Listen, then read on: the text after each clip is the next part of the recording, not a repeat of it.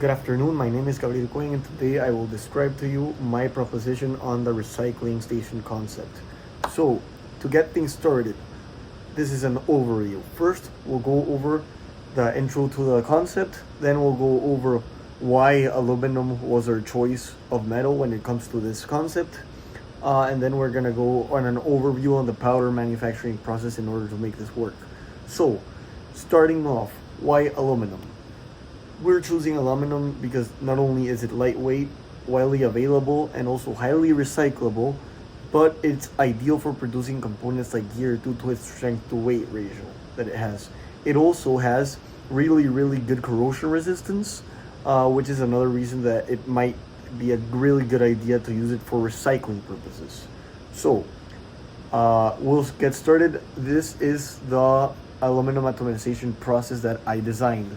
I designed this through Photoshop and through DALL-E. So, as you can see, the first step is gas atomization. Gas atomization is preferred for aluminum given that it provides the most pure aluminum after recycling. We're gonna do the gas atomization process. So basically, the metal is the aluminum is molten completely, and then it's sprayed with the gas particles. When it comes to aluminum, we're gonna use two of the proposed gases. We're gonna use either argon or we're gonna use nitrogen. This is because nitrogen and argon, first of all, they are very stable. Argon is a noble gas, so that would be the most stable of all, but is more expensive than nitrogen. Nitrogen is a dipole, and it is also very stable, so it won't react or affect the purity of the aluminum, and that's what we're looking for in particular. Given that this process is more about saving money in the recycling process, we're gonna stick with nitrogen.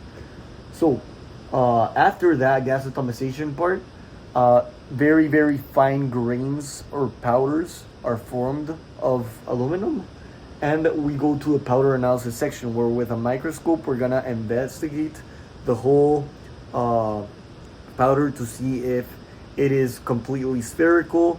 That will affect the flowability and the process in general of the recycling of the aluminum. And then we're gonna go to the sintering station. Flowability also affects sintering because it could affect the part purity, so we need to keep eyes on the powder analysis, right?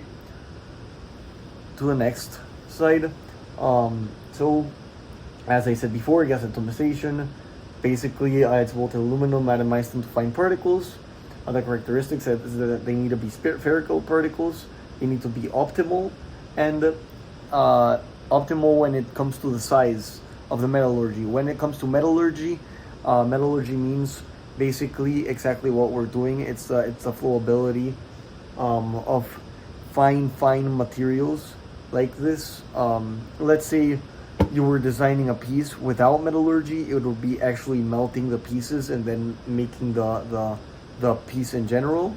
In metallurgy, use fine particles as we're doing here, right? So when it comes to aluminum powder quantity analysis, first of all, the powder analysis, we need to investigate it under a microscope, as I said. Some important factors to consider here are both size and the shape. We need to keep small distributions so that all the fine powders are the same.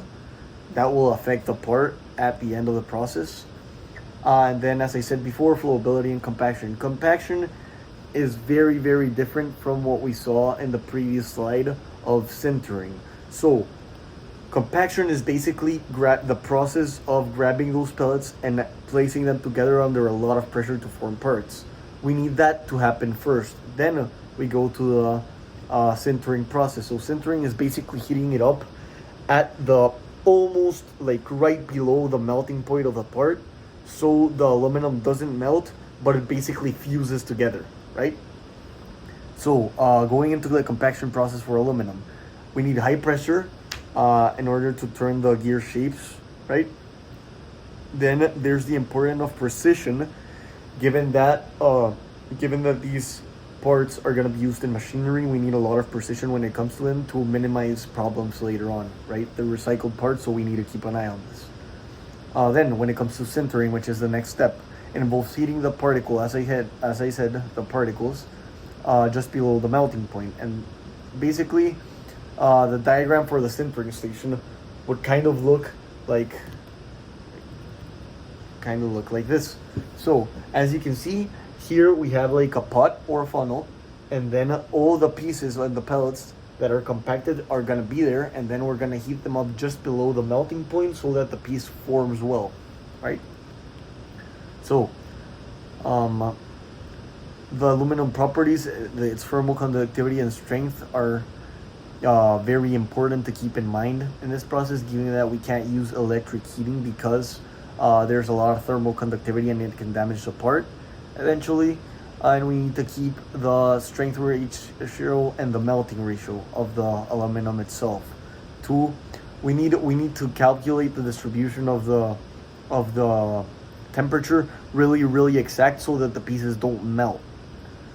Well, that was all for my presentation. I hope you appreciate considering this, and thank you so much.